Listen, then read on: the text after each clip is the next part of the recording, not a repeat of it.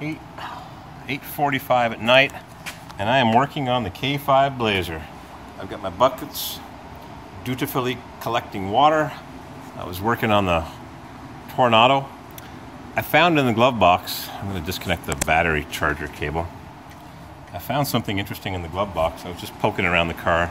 What I need to be doing is crawling underneath that Blazer. I just didn't feel like crawling underneath the Blazer. I'm lazy. I was actually working in that door last night till 12:15 in the morning.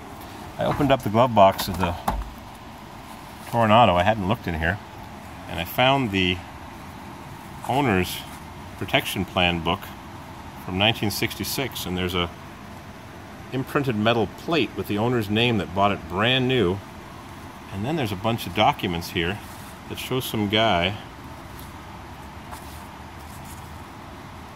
Anyhow, I looked up the name J.A. Pellerin. I Googled it. I was curious. Santa Clara, California. What came up? Hemming's Find of the Day from July 17th, 2016. And this car was featured as a Find of the Day car with 37 years of slumber, new water pumps, seals, gaskets, and someone touched up the paint under the hood. I wish they would have left it alone. Don't touch things. They slopped on some black paint, and it looks real shiny, doesn't it? Well, there we go. Nice and focused now. They did a miserable job. Everything is spray painted. There's overspray everywhere. It's disgusting. There's orange peel and fish eyes. And blech, yeah, there it is. Don't you wish you'd get pictures that were as clear as that when you bought a vehicle on eBay or Craigslist or wherever you buy your vehicles or OfferUp?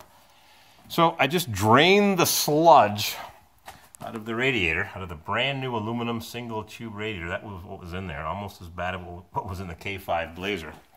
And I bought some antifreeze at the junkyard, and they're so generous, they mix the green and the red together, but I put some stuff in here because I'm going to be storing this thing at my warehouse, and I didn't want it to freeze because the stuff that was in here, I tested it. There's some good green used antifreeze. It hasn't been mixed all together. The guys in the junkyard don't know and don't care.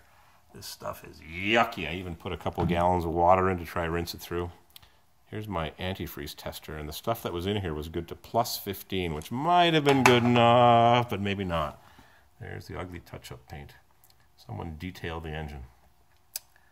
What a miserable job. What a mess they made. It's even got the wrong aluminum call-out on top of the air cleaner. I don't know why. It's got the correct chrome plate and chrome wing nut. Anyhow, getting back to the Blazer.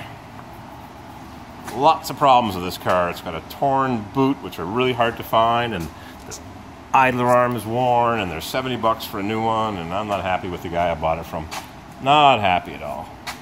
I was working on this thing. I decided to fluid film the door, so I'm going to plug this battery charger back in because the battery crashes on this thing.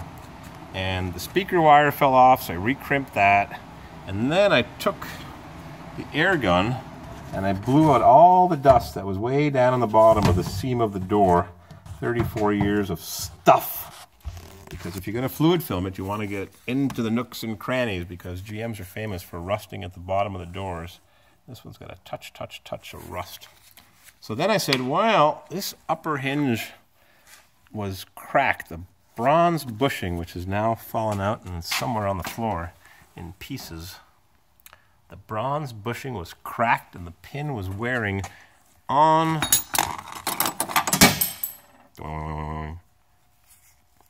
The pin was wearing, well, there it is, still here. There's the bottom of the hinge pin. You can't push it out for two reasons. One, they've swaged it at the factory. Come on, you could focus, you could do it. Come on. Got to bring something else behind it into focus. There we go. They swage this pin at the factory, so you can't punch it up. Plus, if you punch it up, it just hits the door here. So what you do is you unbolt the door, and you take out the top bolt halfway from the bottom. The door swings away. You get your best Lennox thick metal laser cut blade, extra thick. And you beat on it, and you scratch the paint over here, and you scratch it over here. Oh boy, don't show the guy that's buying this thing, he'll be mad at me. And you eventually cut through the bushing, the pin rather, eventually cut through it. Then you just lift that part up and the bottom part down, and this is what you end up with. And I've got to remove that pin from that bushing. And it doesn't look that bad, but it was because I lifted up the door and it was clunk, clunk, clunk, clunk.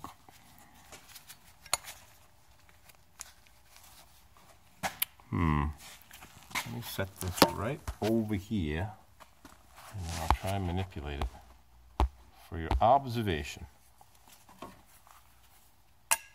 There we go. So this little bit of play here, much like the starter armature, that little bit of play, what are you seeing here? Can you see it? That little bit of play translates into a loose door that you have to slam to shut. It beats on the bushing. Have electric tape will travel. You've seen that video.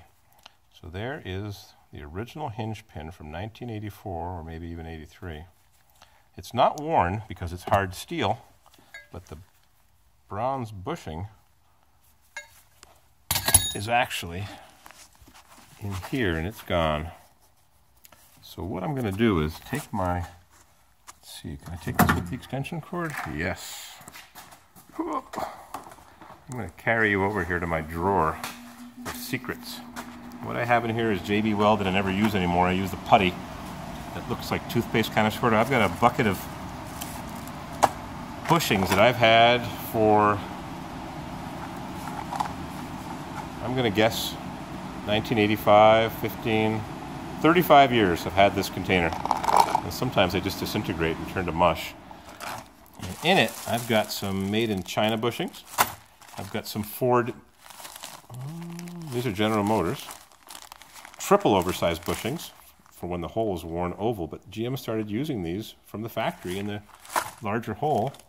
They upsized the bushings because the original bushing is, and these are probably made in USA, the original bushing, these are Ford bushings.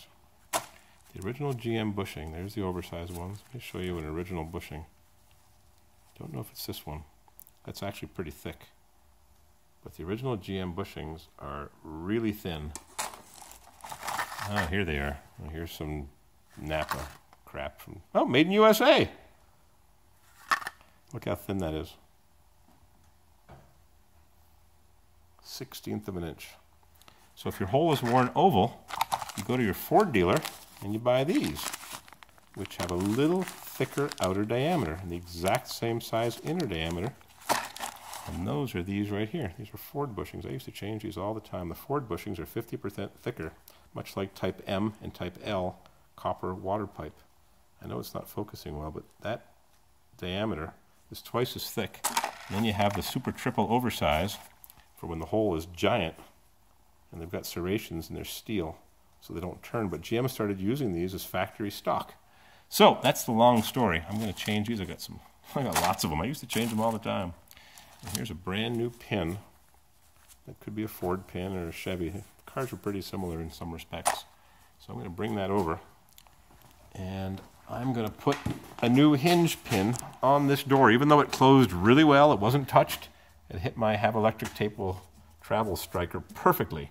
But had that brass bushing disintegrated any further, we would have had a problem. And it would have. This one's not coming out of its hole. So that's what I'm going to do. Then I'm going to fluid film the door. I'm going to crawl underneath it. I'm going to unbolt the transmission cross member and do my little modification. And then I think I'm going to call it a night because the clock on the wall says 9 o'clock. What you didn't see is I had my cube van in here last night and I was changing the idler tensioner, which has a spring, and oh, I didn't leave it here. It's over in my parts bin. The idler tensioner was seized in the tight position. The bearing was good. The idler bearing didn't sound so good, or was it good? Oh, I took them apart, I greased them, I changed them, I played around with the air conditioning one on the bottom, which is a separate entity with a separate belt. That one was... I was here till after 12 o'clock, and the roof was leaking right over there, right onto the truck, right onto where I was working. It was miserable, but I got it done. I got to change the gas filter and maybe change the transmission oil on the 4L80 before I head for Chicago. I forget where I'm going in Chicago. It's due west of Chicago. So that's the long story, I enjoy you coming along with me on my 10-minute videos. And I'm going to put this thing back together and fluid film it and call it a night and look for the off button, which is over there. Good night. Oh, missed it again. Try now. Happy Friday. Oh, try it again. Whee, goodbye.